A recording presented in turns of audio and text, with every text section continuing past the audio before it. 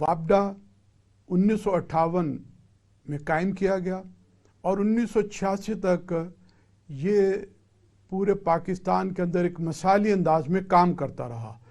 पूरे मुल्क में इसने बिजली के तरसील और तकसीम और बिजली की पैदावार को अपने कांधों पर रखा और अपनी मदद आप के तहत इसने दो बड़े अहम काम किए। एक तो शहरों में और देहातों में बिजली पहुंचाई और कारखाने और सनतों को बिजली फराहम की। पाकिस्तान के अंदर इंडस्ट्रियलाइजेशन का एक ज़माना शुरू हुआ। फिर डैम बनाए और पानी फराहम किया। ज़राअत हमारी कहीं से कहीं पहुंच गई। लेकिन ये वो वक्त था कि जब वापडा अपने अखराजात खुद पैदा करता था। हुकूमत अगर सालाना इसको कोई बजट फराहम करती थी तो ये अपनी पूरी ऑपरेशंस के बाद हुकूमत को वो बजट वापस कर देता था उस नफ़े की बुनियाद के ऊपर जो इसने पूरे साल कमाया होता था। एक वक्त था कि वर्ल्ड बैंक वापडा को एशियन ममालिक के अंदर सबसे मजबूत इदारा समझता था। लेकिन फिर वापडा के ऊपर करप्ट हुक्मरानों की नज़रें लग गईं। वर्ल्ड बैंक की मदद से एक अबूरी पॉलिसी तैयार की गई वाटर एंड पावर की, और जिसमें पहली बार कुछ निजी कंपनियों को शामिल किया गया। हैप्को वजूद के अंदर आई। यहाँ तक तो ठीक था, वो भी मतलब आबी ज़राए के ज़रिए जो है ना वो बिजली पैदा कर रही थी। लेकिन आगे बढ़ते हुए जब बेनज़ीर का दौर हुकूमत आया 1993 और 96 तक, तो वहाँ मुस्तफ़ा खर साहब वाटर एंड पावर की वजारत थी। इन्होंने वापडा के बहुत सारे जो आमाल थे, उनकी जो अथॉरिटी थी, वो वाटर एंड पावर का एक डिवीज़न बना के वजारत के तहत कर दी और वापडा का रोल आहिस्ता आहिस्ता कम करना शुरू किया गया। और IPPs पहली दफ़ा एक सरमायाकार कंपनियों को दावत दी गई। ये वो वक्त था कि जब नवाज शरीफ अपोजिशन की एक रहनुमाई कर रहे थे और बड़ा शोर मचाया उन्होंने। रेंटल पावर का जरदारी को 10% का लक़ब दिया गया और इस पूरी पॉलिसी के ऊपर उन्होंने बहुत तनकीद की। लेकिन जब 1997 में खुद नवाज शरीफ साहब इस हुकूमत में आए तो लोगों का ख्याल था कि अपनी इस पॉलिसी को तब्दील करेंगे। लेकिन उन्होंने ना सिर्फ उस पॉलिसी को कायम रखा बल्कि उन्होंने 1998 में वापडा की जो एक सेंट्रल कमांड एंड कंट्रोल की एक हैसियत थी उसको ख़त्म कर डाला। और उस दौर के अंदर उन्होंने एक तो IPPs के अंदर इजाफा किया, दूसरा उन्होंने NTDC एक नई कंपनी बनाई, फिर उन्होंने DCOs यानी डिस्ट्रीब्यूशन कंपनियां, और फिर इसी तरह से उन्होंने नेपरा जो प्राइस कंट्रोल वगैरह करती है, ये सारा काम कंपनियों का किया गया। आप सोचेंगे कि सरकारी महकमे करके ख़त्म करके ये जो नई कंपनियां बनाई गई, इसकी वजूहात ये है कि हुक्मरान अब तो वेस्ट उठाने के लिए भी कंपनियां बनाते हैं। उसकी वजह यह है कि सरकारी महकमों में फिर भी लोग एक प्रोसीजर के तहत आते हैं और जब इन कंपनियों में अपने मनपसंद लोगों को लाखों रुपए की मराहत देते हैं तो वो इनकी यस सर के अलावा कोई दूसरी बात नहीं कर सकते, चूँकि उन्हें खदशा होता है कि उनसे किसी भी वक्त ये बड़े बड़े चीफ एग्जेक्टिव के ओहदे और मेंबर बोर्ड ये ख़त्म कर दिए जाएंगे। ये सिर्फ यहाँ तक महदूद नहीं रहा। जनरल मुशर्रफ साहब भी तशरीफ़ लाए और वो एक तरफ चीफ ऑफ आर्मी स्टाफ भी थे, दूसरी तरफ पाकिस्तान में चीफ एग्जेक्टिव भी थे। इसके बावजूद उन्होंने वजारत पानी और बिजली भी अपने पास रखी 4 साल तक, चूँकि उस वजारत के तहत जो पावर डिवीज़न था, जो सोने देने वाली एक मुर्गी थी, वो उन्होंने अपने पास रखी। ये बहती गंगा में सब लोगों ने अपने हाथ जो है वो धोए हैं। ये मामलात थ्रू आउट चलते रहे।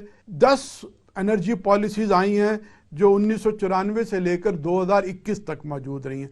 इन पॉलिसियों के अंदर बुनियादी अमूर वो थे कि जो जिनका मतलब एक तहफ़्फ़ुज़ किया गया। वो अमूर कौन से थे? नंबर 1 कि ये जो पावर प्रोजेक्ट्स थे, IPPs थे, इनका रेट जो है वो इनकी लागत से कहीं ज़्यादा रखा गया। इन तमाम पॉलिसीज़ के अंदर इनको इंटैक्ट किया गया। दूसरा ये कि इन IPPs को हर तरह का ईंधन इस्तेमाल करने की इजाज़त दे दी कि आप तेल के ज़रिए और गैस के ज़रिए और कोयले के ज़रिए और फर्नेस ऑयल के ज़रिए जो चाहें आप इस्तेमाल कर सकते हैं। और इसके बाद तीसरी चीज़ ये की कि उन्होंने इनके लिए कैपेसिटी चार्जेस कि अगर हम आपसे बिजली नहीं भी खरीदेंगे तब भी हम आपको अदायगी करेंगे, और ये कैपेसिटी चार्जेस 60% तक जो है वो रखे गए। ये एक बहुत बड़ा जुल्म था। फिर इनके जो टैरिफ थे वो डॉलरों के अंदर तय किए गए कि आपको जो भी पेमेंट करेंगे वो डॉलरों में देंगे या उस वक्त डॉलर के हिसाब से पाकिस्तान रुपए में एक्सचेंज करते हुए देंगे। ये वो बुनियादी जुल्म था जो वापडा को ख़त्म करने के बाद IPPs और ये जो मुख्तलिफ कंपनियां बनाई गई इनके तहत वजूद में आया, और इसका सारा बोझ पाकिस्तानी सार्फिन जो बिजली के थे उनके ऊपर डाला गया। ऐसा क्यों हुआ?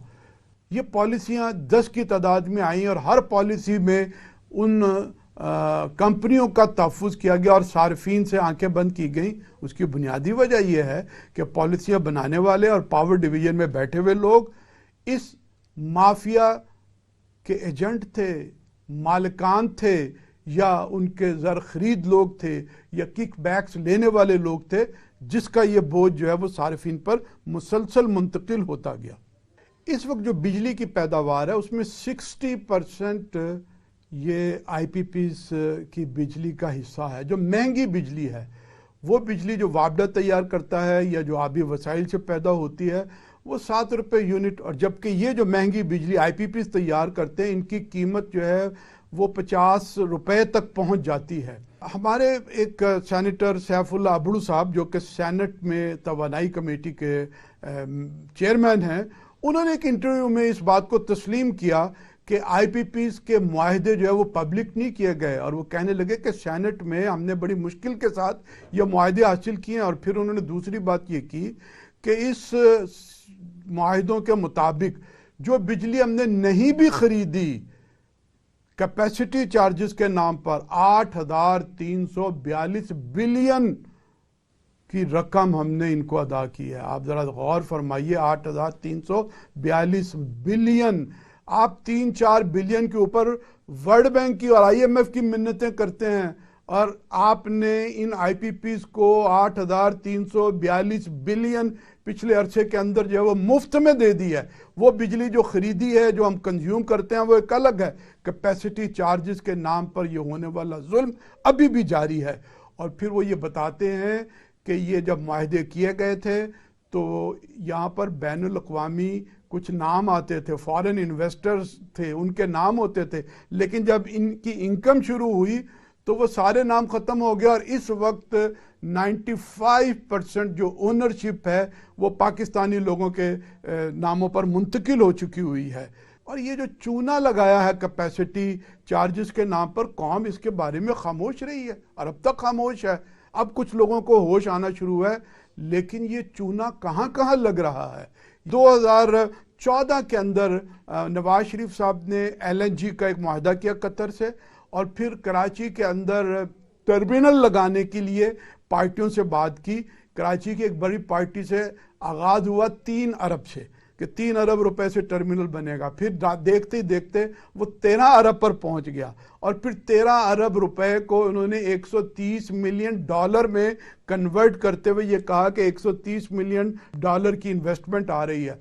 उनके साथ जो वायदा किया टर्मिनल बनाने वालों के साथ कि हम आपको रोज़ाना $3.25 लाख अदा करेंगे, रोज़ाना $3.25 लाख, चाहे हम टर्मिनल इस्तेमाल करें या ना करें। 15 साल तक के लिए यह मुआहदा कैपेसिटी चार्जेस की तरह उस नवाज शरीफ हुकूमत ने कर लिया, और इस वक्त हम उन्हें $3.25 लाख रोज़ाना दे रहे हैं। ये गोया 15 साल के अंदर वो तकरीबन $1.5 बिलियन प्रॉफिट के अंदर खामोशी के साथ उठाकर ले जाएंगे, जो दुनिया में इतना बड़ा जुल्म कभी किसी ने नहीं किया।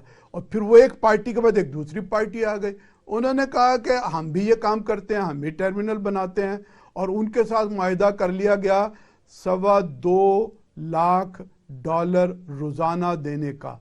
तो गोया इस वक्त $5 लाख रोज़ाना आप उन 2 टर्मिनल के लिए उन पार्टियों को दे रहे हैं, वो भी कि आप चाहे टर्मिनल इस्तेमाल करें या ना करें, आपकी गैस आए या ना आए, आपने रोज़ाना ये अदा करने हैं। इन सारी वारदातों में कौम को बड़ी आसानी से चूना लगा लिया जाता है।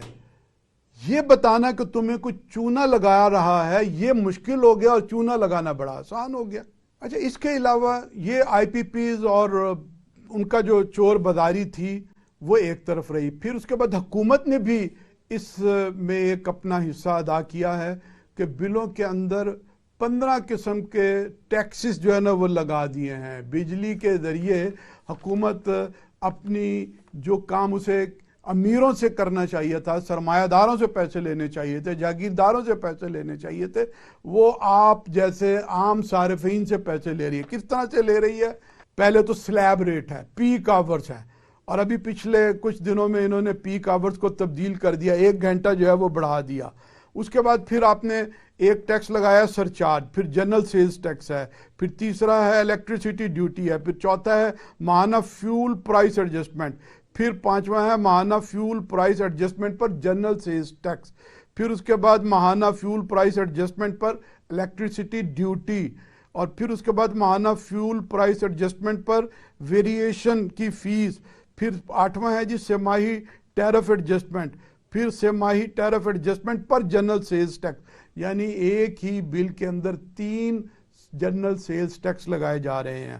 پھر 10واں ہے جی سہ-ماہی ٹیرف ایڈجسٹمنٹ پر الیکٹریسٹی ڈیوٹی، پھر اس کے بعد فائنینشیل کاسٹ چارجز، پھر ود ہولڈنگ ٹیکس، پھر انکم ٹیکس، پھر اس کے بعد میٹر کا کرایہ اور ٹیلی ویژن فیس۔